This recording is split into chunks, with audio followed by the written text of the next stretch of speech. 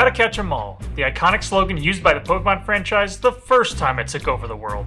It was impossible to avoid, following you on the nightly news, the grocery store aisle, and of course, the video games. But when the franchise started to lose steam, right when it needed the slogan the most, it vanished. And they thought we wouldn't notice? Howdy y'all, Adam from Baton Pass Gaming here. In this video, we're going to be going over the many factors that may have led to the decision to pull Gotta Catch 'em All out of Pokemon's marketing strategy. What you're looking at right now are the pre-release box arts for Pokemon Ruby and Sapphire, the first and the third generation of Pokemon games. Do you notice anything weird about them? Take a second. Alright, if you notice the Gotta Catch 'em All tagline in the subtitle, then congratulations. You paid attention to the title of the video you clicked on. You get an effort ribbon. These box arts were published by IGN on November 19th, 2002. The article says the box art is final, with the exception of the ESRB rating. As we can see, that didn't fully come to pass. These are the box arts that we ended up with when the game launched outside of Japan in March 2003. Within a few months, someone in Nintendo's marketing department decided to quietly get rid of this iconic phrase. Up to this point, it seemed that Pokemon was always paired with its tagline.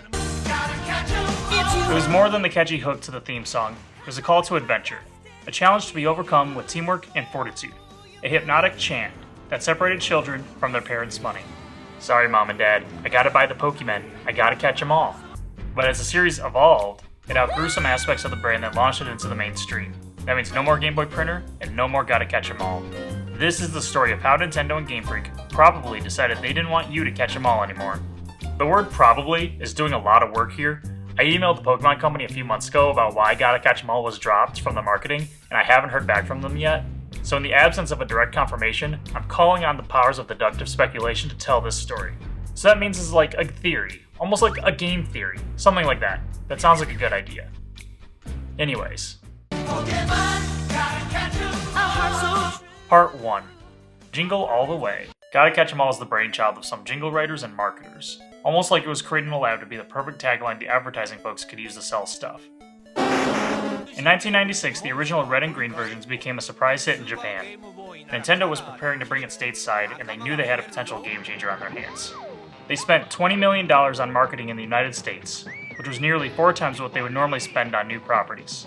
They turned to licensing company 4Kids Entertainment to help market this new franchise. They would be responsible for handling the international distribution of Pokemon, which included making a catchy song for the upcoming TV show. Norman Grossfeld was the head of production at 4Kids. He said it was his intention to come up with a tagline for marketing purposes that would be included in the theme song. Did you know that the Gotta Catch 'em All line almost didn't make it into the final product?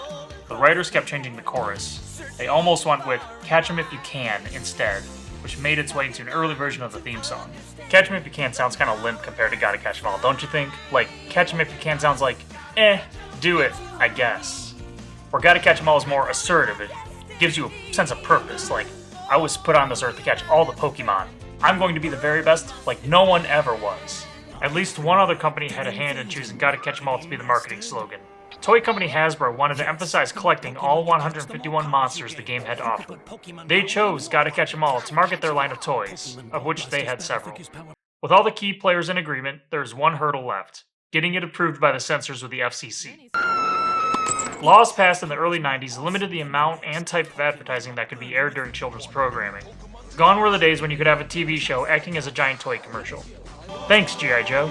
Someone at 4Kids, Hasbro, or Nintendo thought that the slogan Gotta Catch 'em All was going to open a can of Weedles and possibly cost them several thousands of dollars in FCC fines. From the book Millennial Monsters, the phrase Gotta Catch 'em All not only was catchy, it also miraculously managed to gain approval of Federal Communications Commission censors, who prohibit the usage of injunctions in television ads directed at kids. Gotta Catch 'em All does enjoin kids to consume, but because it also rehearses the logic of Pokemon play, catching all the pocket monsters, the slogan was allowed. This was the kind of genius that Gotta Catch 'em All had, where it functioned as an effective marketing tool and also reinforced one of the key concepts of the Pokemon franchise, which is to acquire more Pokemon. Nintendo of America filed their first trademark applications for Gotta Catch 'em All June 23, 1998. And in case you're wondering, it is Nintendo themselves who own the trademark for the slogan, so there probably wasn't an issue with that. I should mention that the trademark for Gotta Catch 'em All was abandoned in 2002, but that doesn't necessarily prohibit them from using it. When the marketing machine started, they slapped Gotta Catch 'em All on everything. Of course there were the toys, but also a lot of food like soup, Can you eat them all? waffles, You can catch them all. and Pop-Tarts. Pokemon and Pop-Tarts, catch 'em all. Hey, little buddy, want a ride? And then there were the video game commercials. These show all the goofy ways you can go about catching them all. You can trade with friends, or trap them on a school bus and crush them with a giant hydraulic press. This one in particular, this one lives in my head rent-free all the time. Gotta Catch 'Em All was the main challenge. This held true throughout the first two video game generations, where catching them all was sort of a reasonable goal. Part 2, A Connected World. If you're playing the video games, then Gotta Catch 'Em All is one of the first major assignments given to you by Professor Oak. Completing the Pokédex is the main mission in the first generation of games, Red, Blue, and Yellow. With a little coordination with a friend, it was possible to complete the Dex and catch all 150 Pokemon, not including Mew, who actually doesn't count towards Dex completion. And if you don't have friends, you can still catch them all, you'll just have to buy a second Game Boy and a game. That's how they get you. Nobody said catching them all was going to be cheap. That mission continues in the second generation of games, Gold, Silver, and Crystal. These games added 100 new Pokemon to catch, 99 if we don't count Celebi, which we shouldn't, because like Mew, the game doesn't require it as a condition for Dex completion. However, this second generation of games did require trading from the original Red, Blue, and Yellow cartridges to catch them all. This was necessary to get the starters, the legendary birds, the fossils, and Mewtwo. The lore behind how this works in the universe is that they have time travel in the newer games, and use that exclusively to trade Pokemon. They invented time travel for trading Pokemon and act like it's no big deal. Backwards compatibility with the older games was one of the selling points of the new generation, so much so that they actually included it as a written selling point on the back of the boxes. And in my opinion, this is one of the coolest things I've ever gotten to experience in a video game. You mean I can bring all my teammates from my first adventure into the new game with better graphics? That's awesome! We even had the Pokemon Stadium series to help trade between the games. There's a clear continuity in that some of your progress in the game can be carried over into the next. However, this did set up some expectations for the franchise moving forward, that we'll be able to bring all of our Pokemon from earlier games into the new ones. That we'll be able to, catch them all. This third generation of games would mark a turning point for the franchise. Hardware limitations prevented the new games on the Game Boy Advance from communicating with the older games on the Game Boy and Game Boy Color, which means players would have to say goodbye to their progress and start from scratch. Remember how the Gen 2 boxes used the fact that they could connect to the Gen 1 games as a selling point? Well, the back of the Gen 3 boxes now had to clarify that no such connection was possible anymore, turning this former selling point into a mark against the games, and flies in the face of the spirit of Gotta Catch 'Em All. And that point would be understandable if we had some early reassurances that all of our favorite Pokemon would be returning, but that wasn't guaranteed at this point. A translated interview with Game Freak staff, including Masuda and art director Ken Sugimori, show that the original plan for the Gen 3 Pokédex was to do a hard reboot of the series and make the game consist of exclusively all new Pokemon. That's actually why Wurmple exists. Sugimori said they knew Ruby and Sapphire would be somebody's first Pokemon game, so they wanted an easy-to-understand example of evolution available to the player early on in the game. Just like how Caterpie functioned in Red and Blue. A caterpillar turns into a cocoon, and then into a butterfly. They effectively redesigned some old Pokemon because originally none of the old ones were coming back. Masuda says that they ultimately added old Pokemon back to the Dex to fix some of the balancing issues, but only 67 familiar faces returned. These would be the only old Pokemon available on the cartridges for a full year before the release of Pokemon Colosseum, and later the Gen 1 remakes Fire Red and Leaf Green. But at the time, it was uncertain if our favorites would be coming back ever again. Like, imagine being a diehard Pokemon fan and thinking that Bulbasaur, Charmander, and Squirtle would only exist in these first couple games. I know that's not the Pokeworld I'd like to live in. Who will save the Pokemon? Gotta save them.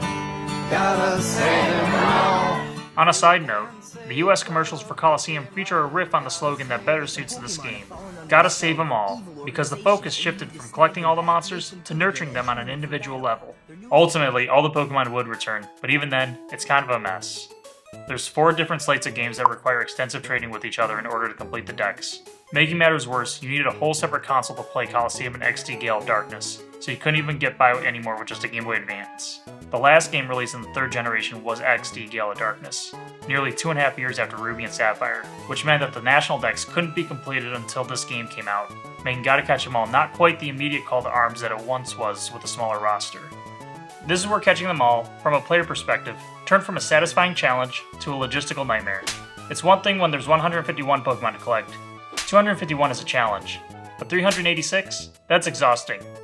Gail Tilden was the vice president for product acquisition development at Nintendo, and helped the Pokemon brand develop in the United States. She paid special attention to the collecting side of the business, making sure there's, quote, not so few characters that they are too easily collected, nor so many that collecting them all, the goal of all true Pokemoners, seems unrealizable.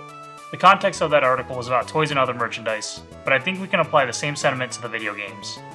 Someone in the marketing department likely found that the sweet spot for collecting them all was well under 386, and teasing players with the Gotta Catch 'em All slogan could leave them with a bitter taste and turn them off from future games.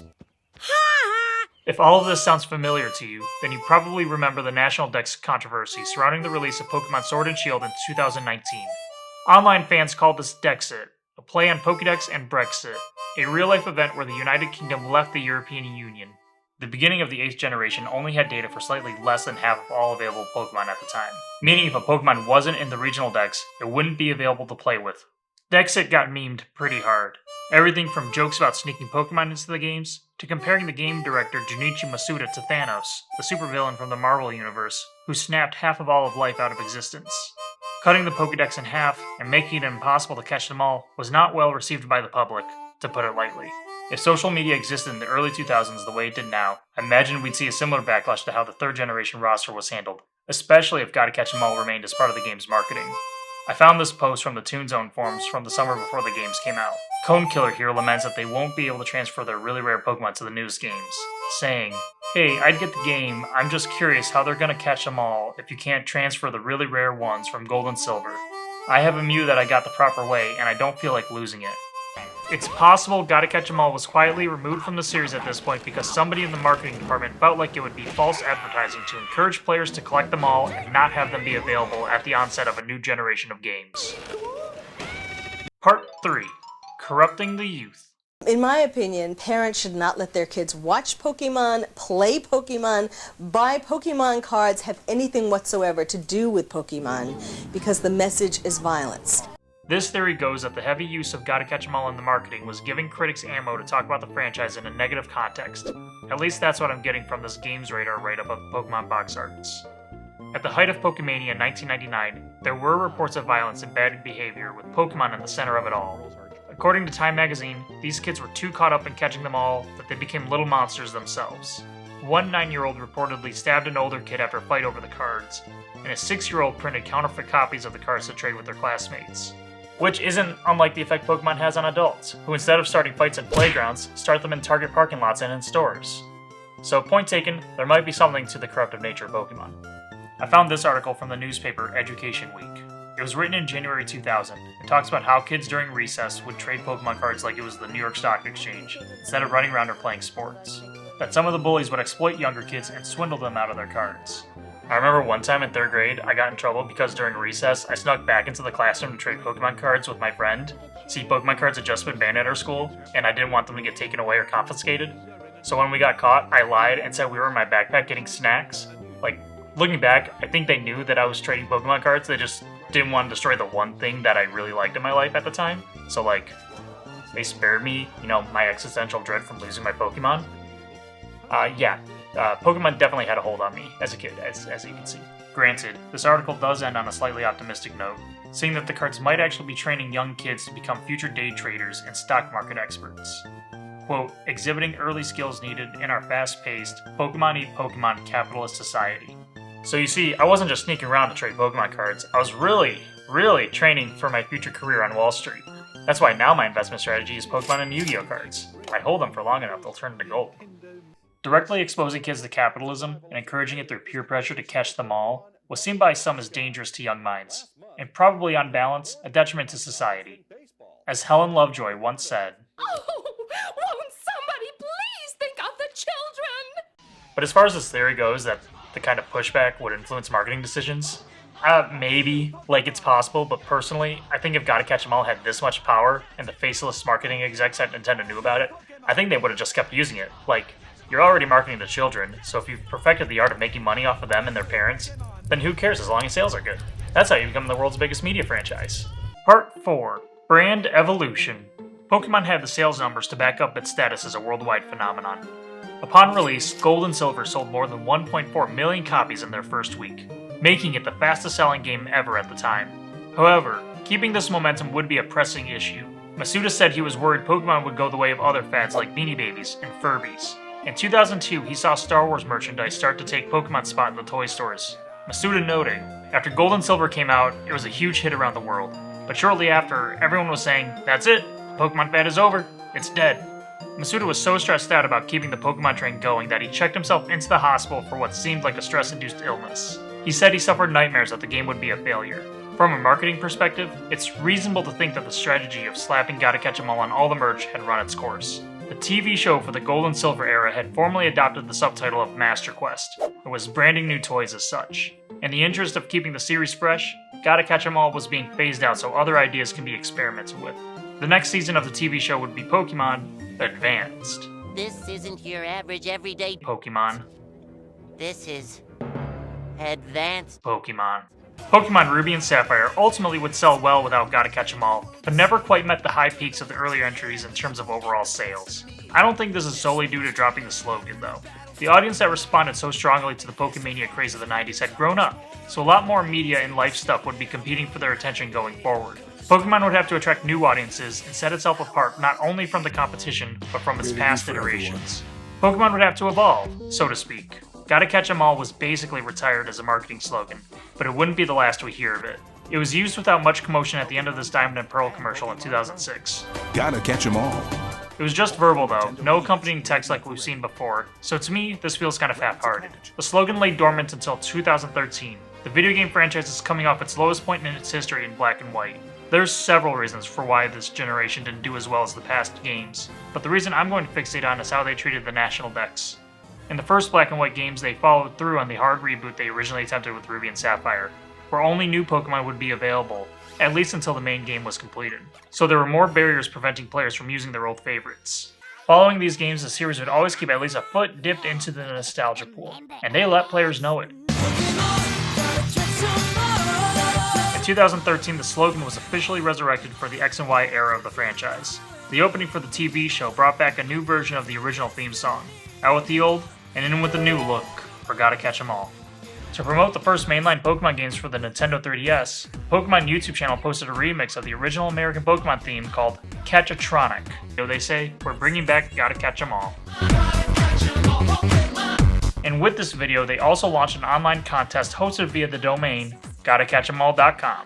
The website isn't live anymore, but you can still see what it looked like through the Wayback Machine. According to the rules, it seems like this was a multimedia scavenger hunt for registration codes that put you in the running to win prizes ranging from plush toys to a 3DS console. This is when we start to see the slogan transition from the call to action that it was originally used for to becoming more of a nostalgic callback. Nowhere is this done more masterfully than in the trailer for Pokemon Go, which fully embraced Gotta Catch 'Em All with the return of the original Kanto roster. Pokemon Go in particular kind of relaunched the modern renaissance of Pokemon, as it brought back a lot of the older players and made it more accessible for the masses, because it didn't require the purchase of a new console to play it. It was playable on a smartphone, which already had a huge base of users. We see the slogan return again as part of the marketing for the Pokemon Let's Go games.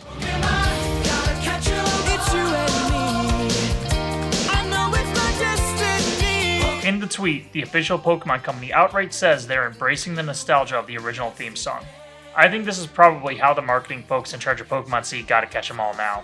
I think they probably want to reserve the use of the phrase for when they're dealing with legacy parts of the franchise. So it's not like it left, it's just being repurposed for, basically, nostalgia bait. Don't call it a comeback, it's been here for years. I didn't realize it when I bought it, but here it is on this Pokemon edition of Monopoly, Kanto Edition, which was released in 2014. For what it's worth though, it's also used on the Johto version of the game. Kanto and Johto, the original Game Boy era games, are probably where most of Pokemon nostalgia comes from, so it makes sense to keep Gotta Catch 'Em All specifically for these older entries, and to pull them out again in case sales start to slump. Kind of like a break glass in case of emergency. Pokemon, Part 5. Gotta catch 'em all. Catch 'em if you can. Do we know exactly why Gotta Catch 'Em All was dropped from the Ruby and Sapphire box arts? I can't say for sure, but I think it's reasonable to think that it's a combination of a couple factors like hardware limitations preventing old and new games from communicating with each other, a growing roster of Pokemon making the challenge more of a chore than a game, pushback from parents and teachers who are raising the children being aggressively courted by the franchise's marketing, or poetically enough, the brand going through an evolution of its own, preserving the slogan for specific instances where it wants to cater to a nostalgic audience. Gotta Catch 'Em All served the Pokemon franchise well during its first years on the market. It helped introduce audiences to a new franchise and provided marketers a catchy tagline they could use to push products, which ultimately propelled the franchise to become one of the highest grossing properties in the world. But what do you think? Is there another reason that I'm missing about why Gotta Catch 'Em All was dropped from the series marketing? Have you tried to catch them all with these latest games? There's almost 1,000 Pokemon now. Have you done it? Let me know what you think in the comments below. As always, my name is Adam. Thank you for watching Baton Pass Gaming. I'll see you next time.